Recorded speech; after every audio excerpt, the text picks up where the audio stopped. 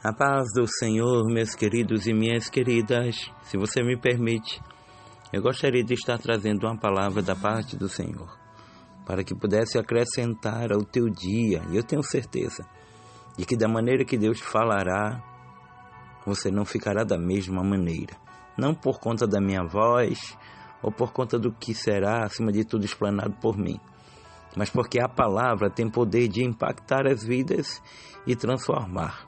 Amém? Então abre junto comigo a tua Bíblia em um verso só, no livro do Apocalipse, capítulo 3, versículo 1, que diz o seguinte: E o anjo da igreja que está em Sardes escreve isto, diz o que tem os 7 Espíritos de Deus e as 7 estrelas. Eu sei as tuas obras, que tens nome de que vives e estás morto. Amém? Palavra dura, né? Mas Deus vai falar conosco. Ora junto comigo assim: Pai, te louvamos, bendizemos o teu nome, porque só tu és digno, Pai, de toda honra, toda glória e de toda adoração. Amigo Espírito Santo, traz-nos a iluminação da palavra, em nome de Jesus. Amém. Sabe, amados, hoje os céus bradou muito forte ao meu coração acerca dessa mensagem, onde a qual o contexto vai falar sobre uma carta endereçada à igreja de Sardes. Igreja de Sardes, uma igreja da Ásia Menor, e a igreja de Sardes, ela parecia viva, era ativa, conhecida, respeitada, mas aos olhos de Deus estava morta espiritualmente. Isto mostra que Deus não vê como um homem vê. Apocalipse capítulo 16, versículo 7, quando ali o profeta Samuel vai na casa de Jessé belemita, o capítulo 16, verso 7 vai dizer: Porque Deus não vê como o homem vê. O homem olha a aparência, mas Deus vê o coração. Há pessoas, há ministérios e até igrejas que têm aparência, têm vida, com muito movimento, barulho, reputação, mas por dentro, sabe, estão vazios, infelizmente. Já não tem mais comunhão com o Espírito Santo, já não existe mais obediência. A igreja até está cheia, sim, mas infelizmente encontra-se morta espiritualmente. Existe um perigo muito grande em vivermos de aparência. Sabe, Sardes tinha fama de vida, mas Jesus via dentro dela que estava morta. Eu sei que é uma palavra muito dura, que hoje em dia ninguém quer pregar isso. Hoje em dia as pregações são tudo para massagear o ego, e existem pregadores denominados coach, que só prega aquilo que alguém gosta de ouvir. E sabe, é possível manter uma forma de piedade, mas negar o poder de Deus. A aparência pode até enganar as pessoas, mas Deus conhece cada um e cada uma. Deus me conhece, Deus te conhece. Ah, meus amados, e como é difícil muitas vezes manter a aparência. Às vezes a gente está rindo, mas a nossa vontade é de chorar. Às vezes a gente aparentemente diz estar bem, só que não. Muitos vivem de rotina espiritual, frequentam as igrejas, cantam, servem, mas não tem mais relacionamento com Deus. E o relacionamento que eu falo é de buscar a sua presença, de não deixar o fogo do Espírito se apagar. Oh, glória! Porque de uma coisa eu tenho certeza, eu sei que temos vivido tempos de apostasia. Eu sei que muitos, têm se esfriado na fé, mas ainda existem os remanescentes. E se nós não nos conformarmos, com a frieza espiritual, fica difícil para nós. Tem gente que já está, já tão acostumado, que já vive no automático. Já canta aquele hino que não sente mais a graça, já prega sem viver a pregação, já dirige preocupado com a quantidade, não com a qualidade. Ah, meu irmão, A morte espiritual, ela começa, sabe, silenciosamente. Ninguém morre espiritualmente de um dia para o outro. Não, não, não.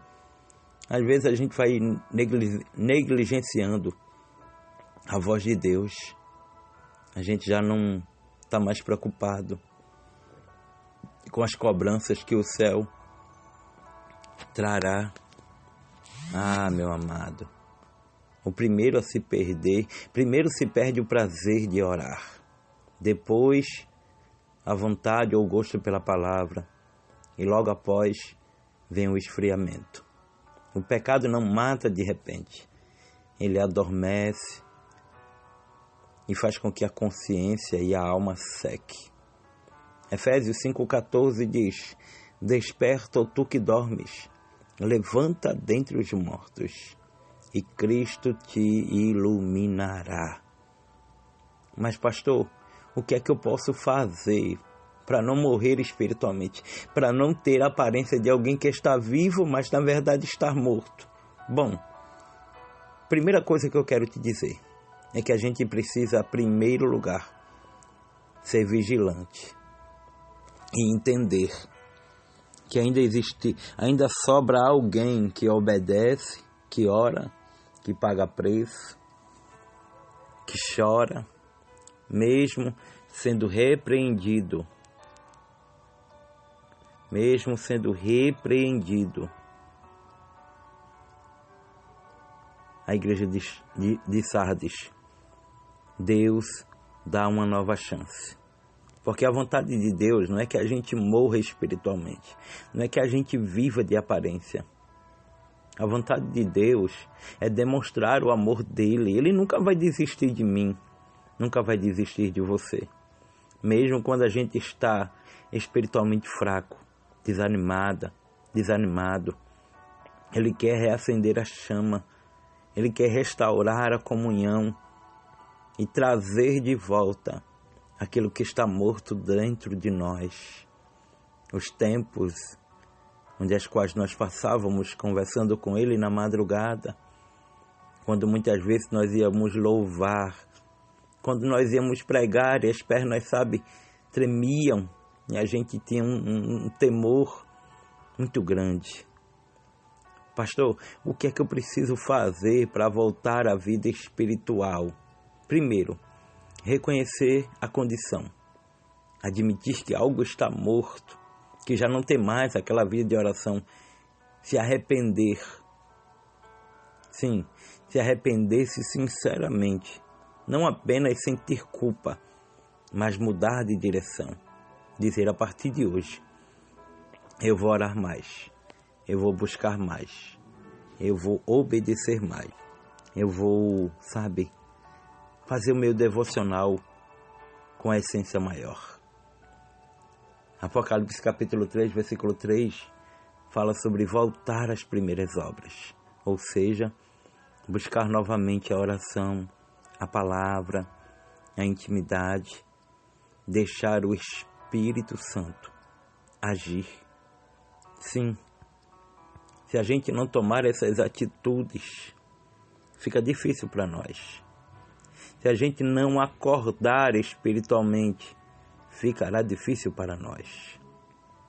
Eu sei que vivemos tempos trabalhosos, dificultosos, mas Deus, o nosso Deus, aquele que nos conhece, lembra quando o Senhor sempre vai escrever a essas igrejas da Ásia Menor, vai dizer, eu conheço as tuas obras, eu conheço você, eu conheço, Deus me conhece e te conhece. Não adianta a gente dizer que está tudo bem e não está. Não adianta a gente, tentar tapar o sol com a peneira e não reagir. É tempo de reagir. É tempo de voltar a descer à casa do oleiro. É tempo, de se humilhar. De dizer, Senhor, se o problema é eu, me mostra onde é que eu preciso melhorar. Se o problema, Senhor, é algo em mim, me mostra o que é que eu preciso melhorar. Mas não deixa eu morrer espiritualmente. Eu não quero viver de aparência, Deus. Eu não quero viver o evangelho de faz de conta, que diz que perdoa, mas não perdoa, que diz que abraça, mas não abraça, que diz que ama, mas é fingimento. Não, Senhor, eu não quero. E certamente, Deus, Ele vai reavivar. Lembra quando o Senhor vai escrever lá em Levítico que a chama arderá continuamente sobre o altar? É sobre isso. Eu sei que não é todo dia que a gente vai estar, tocando o sol com a mão. Tem horas que a gente vai ter o síndrome de Elias, vai querer desistir de tudo. Mas enquanto nós temos a oportunidade, dá tempo de voltar, dá tempo de se humilhar, dá tempo de se arrepender e, acima de tudo, continuar na caminhada. Eu quero também falar com você que está afastada, homem, mulher de Deus. Você que um dia era uma bênção na casa do Senhor. Volta para a casa do Pai. O mundo não tem nada mais para te dar. Amém? Que você aplique esta palavra ao teu coração. E, se possível, eu gostaria de que você compartilhasse com mais alguém.